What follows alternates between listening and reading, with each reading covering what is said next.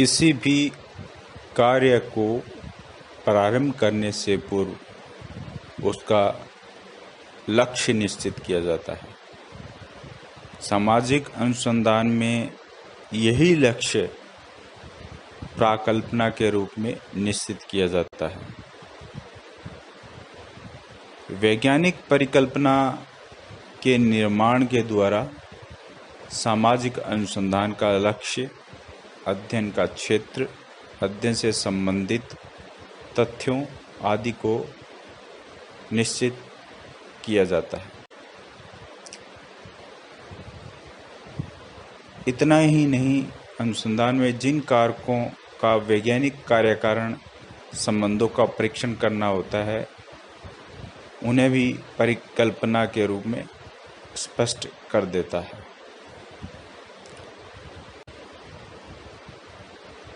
प्राकल्पना अंग्रेजी के शब्द हाइपोथेसिस का हिंदी अनुवाद है, जो ग्रीक शब्दों से मिलकर हाइपो अर्थात बिलो का अर्थ नीचे तथा थीसिस अर्थात थ्योरी का अर्थ विचार।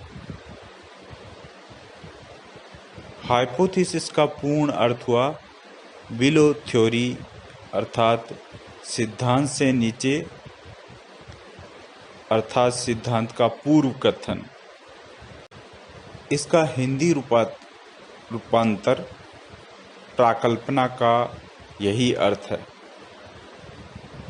प्राक का अर्थ पूर्व तथा कल्पना से हमारा तात्पर्य विचार या सिद्धांत से है, यानी के पूर्व का सिद्धांत।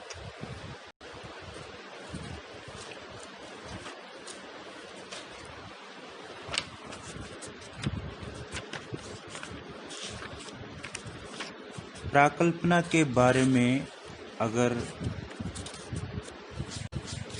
कुछ सिद्धांतकारों ने परिभाषाएं दी हैं, वे इस प्रकार हैं। पीएच मान ने कहा है कि प्राकल्पना एक अस्थायी अनुमान है।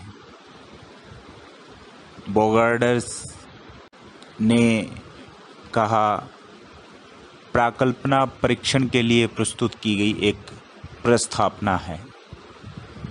गुड्डे एवं हार्ट के अनुसार प्राकल्पना एक ऐसी प्रस्थापना है जिसकी सत्यता को सिद्ध करने के लिए उसकी परीक्षा की जाए। पीवी यंग के अनुसार एक अस्थायी लेकिन केंद्रीय महत्व का विचार जो उपयोगी अनुसंधान का आधार बन जाता है, उसे हम एक कार्यकारी प्राकल्पना कहते हैं। इस प्रकार प्राकल्पना एक पूर्व सिद्धांत है, एक अनुमान है, एक कल्पनात्मक विचार है, पूर्वानुमान है, कामचलाऊ सामान्यीकरण है, प्रस्थापना है। शाब्दिक अर्थ एवं उपयुक्त उद्धृत परिभाषाओं के आधार पर कहा जा सकता है कि प्राकल्पना कारण प्रभाव के रूप में तथ्यों से संबंधित एक प्रस्थापना है जिसकी परीक्षण जांच करना बाकी है। प्राकल्पना की विशेषताओं पर प्रकाश डालें तो पहली विशेषता स्पष्टता है।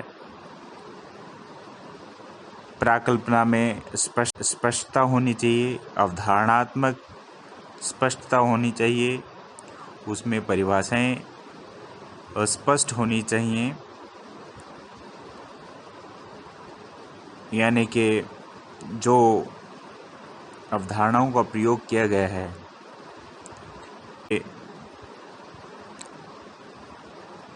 सामान्यता रखें, सभी को उसका अर्थ सामान्य रूप से समान लगाना चाहिए, भ्रामक नहीं होनी चाहिए। अनुभविक संदर्भ इसकी दूसरी है। अध्ययन में प्राकल्पना ऐसी होनी चाहिए जिसकी सत्यता द्वारा जांच की जा सके। प्राकल्पना आदर्शों को स्पष्ट करने वाली होगी तो उसकी सत्यता की परीक्षा करना संभव नहीं होगा। प्राकल्पना ऐसे तथ्यों, कारकों तथा चरों से संबंधित होनी चाहिए जो समाज अथवा अध्ययन के क्षेत्र में जाकर एकत्र किए जा सकें तथा उनकी प्रामाणिकता तथा विश्वसनीयता की भी जांच की जा सके। की तीसरी विशिष्टता है गुड्डे एवं हार्ट बताते हैं कि उपयोगी प्राकल्पना विशिष्ट होनी चाहिए। जो भी क्रियाएं और पूर्वानुमान वे इंगित करती हैं वे स्पष्ट रूप से वर्णित होनी चाहिए। प्राकल्पना बहुत विस्तृत नहीं होनी चाहिए। अगर परिकल्पना अपने में सामान्य होगी तथा अनेक कारकों, चरों से संबंधित होगी तो वैज्ञानिक ठीक से अध्ययन नहीं कर पाएगा। अर्थात वह कम कारकों से जुड़ी हुई हो तो आसानी से उसका अध्ययन किया जा सकता है। उपलब्ध प्रविधियों से संबंधित इसकी चौथी विशेषता है प्राकल्पना एक प्रस्थापना होती है जो तथ्यों का परस्पर कारण प्रभाव संबंध बताती है जिसकी जांच करना बाकी है। अतः हमें जब भी प्राकल्पना हम बनाएं तो वह प्राकल्पना उपलब्ध जो प्रविधियां हैं उससे संबंधित होनी चाहिए।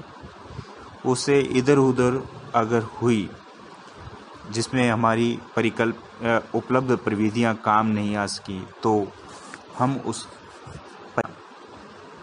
को सत्य सिद्ध नहीं कर पाएंगे, उस परिकल्पना की जांच नहीं कर पाएंगे। सिद्धांत से संबंधित गुड्डे एवं हार्ट ने बताया है कि प्राकल्पना सिद्धांत से संबंधित होनी चाहिए। अर्थात जो सिद्धांत बने हैं उन सिद्धांतों के आधार पर या संबंधित ही पूर्व कथन चाहिए।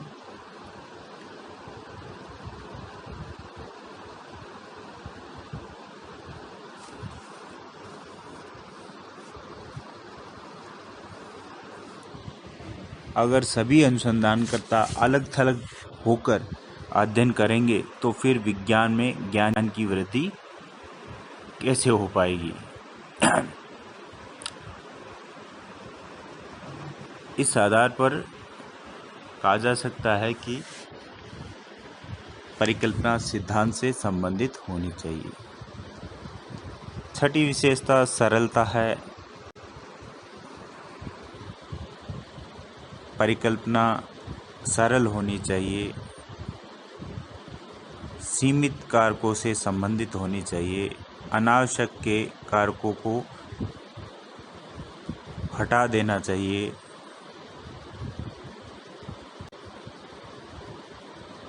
बहुत अधिक सरल परिकल्पना भी अनुपयोगी होती है। अतः सरलता का यहाँ मतलब है कि अनावश्यक कारक